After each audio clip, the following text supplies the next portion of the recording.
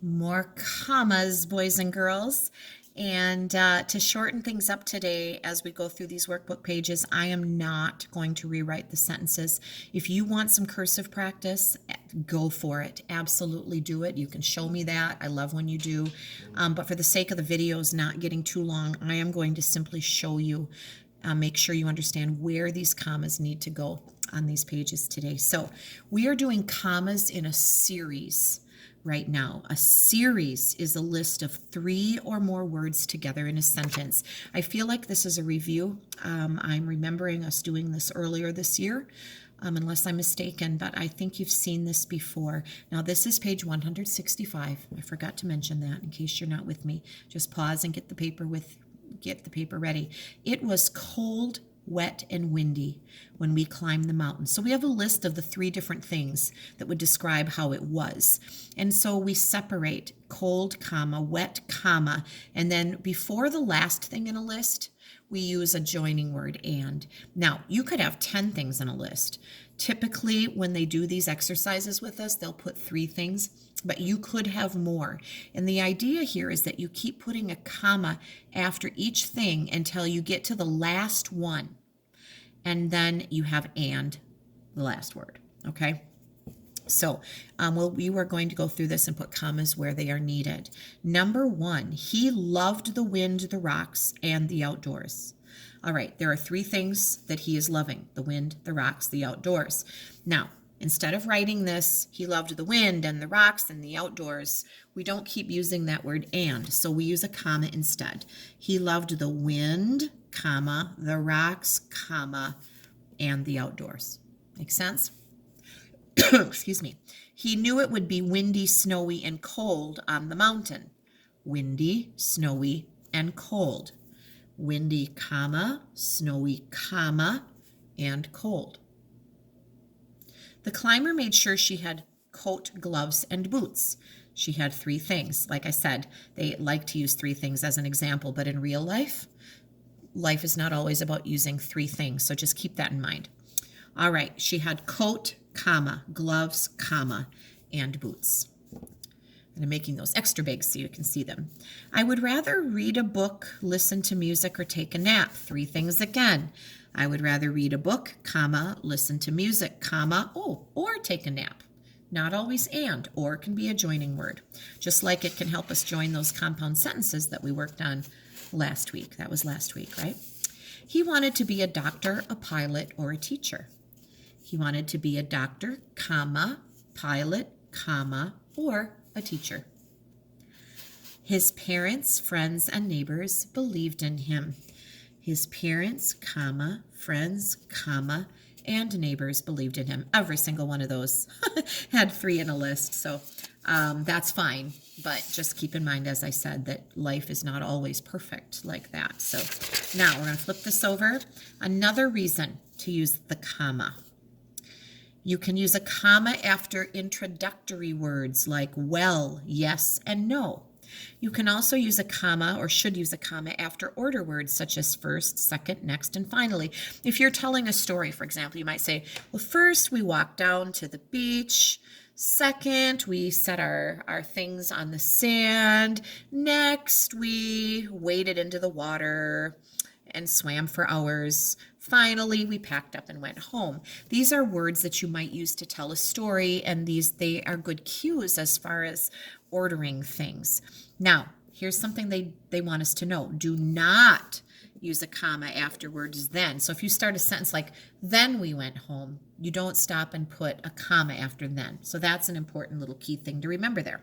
So here's an example of how this works. Yes, I might want to try climbing one day. It's just like we take a slight pause. Yes. And your voice should do that when you're reading. You wouldn't say, yes, I might want to. Yes, I might want to. You don't really stop, but you pause. So again, I'm not going to write these out because it would take us a very long time. So if you want to write, or if you did write, hats off to you. First, we looked up at the mountain. There's that order word. First, comma, we looked up at the mountain. Yes, it was scary to think about climbing it. Yes, comma, It was scary to think about climbing it. No, we were not about to give up. No, comma, we were not about to give up. Next, we got all of our gear ready. Next, comma. Then I started to get nervous. Oh, they said no comma if we use then. So I'm going to put a NC. No comma needed there. Well, I had only been climbing once. Well, pause, comma. I had only been climbing once. Yes, we started climbing as a group. Yes, comma. No, we all stayed together as we climbed. No, comma. I hope that makes sense. I'm sensing that we will probably have a comma section on our end of the week test, so I'm sure we'll review these. I would suggest hanging on to this page, tuck it in to your Make Your Mark book or something, or in the front of your workbook, and just save it so you can go over this before you take your test on Friday. It's a good way to review what we've practiced together. All right, I'm going right into page 167 today. More commas in sentences. This should be a review of what we just talked about. So give 167 a try if you haven't already. And here we go. Climbers can be tall, short, young, or old. Which one is the correct way to do this? Well, 1, 2, 3. There are 4 things in a list on this one. Tall, comma, short, comma, young, comma, or old. Now this one didn't put a comma between tall and short. There should have been a comma separating those. This one would be correct. So letter A. They missed a comma there. Yes, climbing is one of my hobbies. What is the difference here? Comma after yes or no comma? We should have that comma after yes. Well, reaching a goal takes lots of hard work. This one put a comma after reaching. Well, reaching, comma, a goal. Does that make sense? It's kind of an awkward place to pause, isn't it? Well, comma, reaching a goal takes lots of hard work. This one would be the correct placement right after that beginning word there. She used paper, markers, and scissors to draw her plan. Comma, comma. She used paper, comma, marker, comma, and scissors, comma. Do we put a comma after the last thing in the list, after the joining word? No, we don't. So we want this one. This one should not have that comma there. All right, number 5. First, you have to decide if you are willing to do the work. I like the order word with the comma after it there. First, comma. Okay, one more side, 168. We're flying through 4 sides today. Writing abbreviations. We have done this as well. This is a review. We did this when we were together. I miss being together. I miss you guys. I just miss you to pieces, so I just want you to know that. All right, do we remember how to abbreviate October? Now remember, months of the year, days of the week, and things all need capital letters. October, capital O, CT, and then that period. October. Avenue. Since we usually say avenue with the name of a street, we would abbreviate it with a capital A, VE, period. It's the first 3 letters of avenue. Tuesday, capital T, UES, period. It's like the first syllable in Tuesday. Dr. Smith. Doctor, capital D, R, period, is the abbreviation for doctor. And then, of course, Smith is not abbreviated, but that is how you would write the name Dr. Smith. Thursday, we're going to write Thurs, capital T, H-U-R-S, period. Mr. Hill. We take the first M and the last R. Mr. and then Hill. December, capital D, E-C, period. April, do you remember April? April was capital A-P-R, period.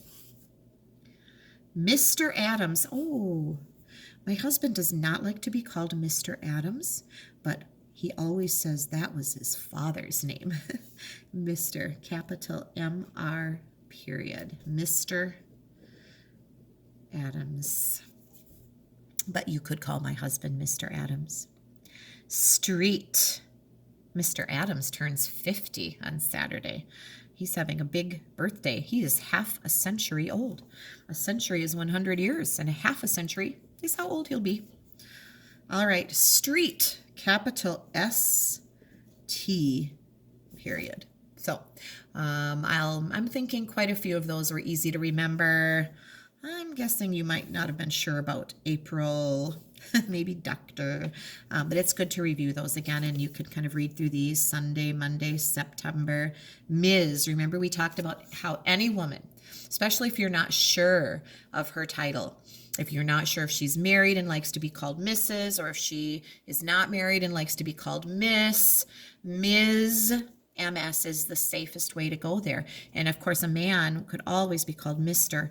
And then Mrs. is a married woman, MRS. So I am Mrs. Adams. Miss Skilly, your first grade teacher, doesn't abbreviate her title. She goes by MISS, no period. Miss Skilly. And Miss Barnaby. Miss Barnaby has never been married, so she goes by Miss Barnaby. All right? Okay. Thank you for tuning in.